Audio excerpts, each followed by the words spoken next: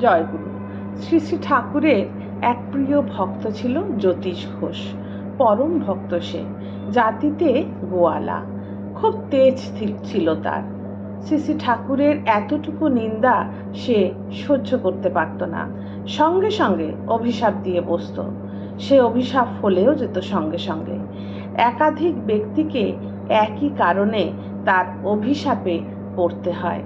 এই জন্য পরে অনুতপ্ত হতে হয়েছে জ্যোতিষ ঘোষকে। এই অনুতাপে ঠাকুরের চরণে সে প্রাণ বিসর্জন দেয়।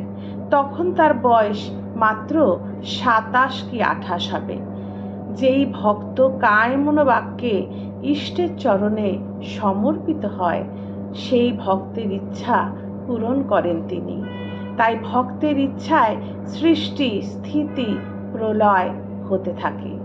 ঠাকুর সত্যানুসরণে বলেছেন, হাজার শক্তি তুমি লাভ করতে পারো, চন্দ্র সূর্য কক্ষচ্যুত করতে পারো, পৃথিবী ভেঙে টুকরো টুকরো করতে পারো, কিন্তু হৃদয়ে প্রেম না থাকলে তোমার কিছুই হয়নি।